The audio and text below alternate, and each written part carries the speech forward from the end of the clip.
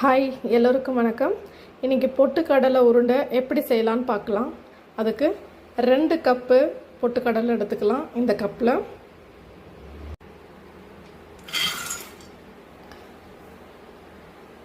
பொட்டுக்கடலை எடுத்துகிட்ட பிறகு இதை லைட்டாக வதக்கலாம். இந்த மாதிரி வதக்கினாதான் கிறிஸ்பியாக இருக்கும். லைட்டாக சூடு பண்ணால் போதும்.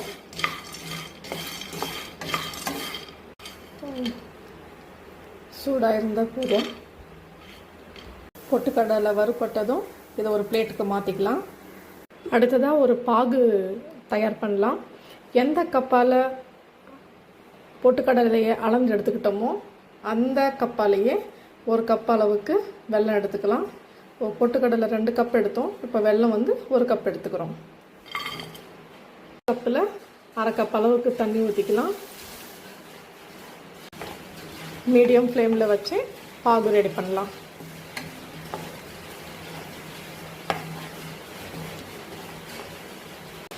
வெல்லம் முழுசாக கரையணும்.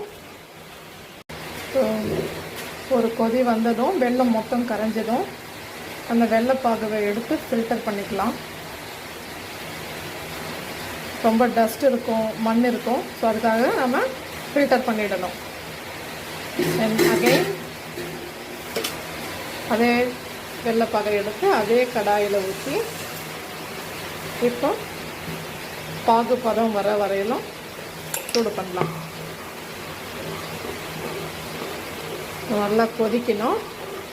பொட்டுக்கடலை உருண்டைக்கு பாகு தான் ரொம்ப முக்கியம். ஸோ இந்த பாகு பார்த்திங்கன்னா டங்கு பாகுன்னு சொல்லுவாங்க.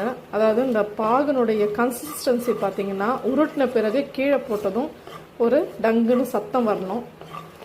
இல்லைன்னா உடையிற மாதிரி எப்படி வேணாலும் எடுத்துக்கலாம். நம்ம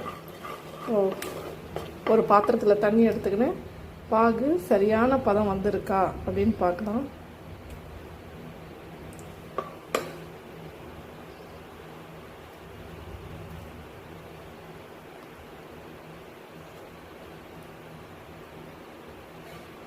இன்னும் கொஞ்சம் வரணும்.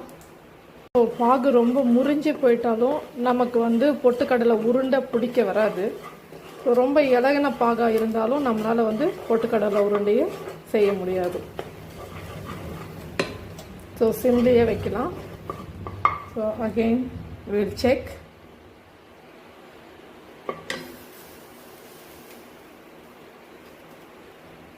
பாருங்கள், உருட்டினா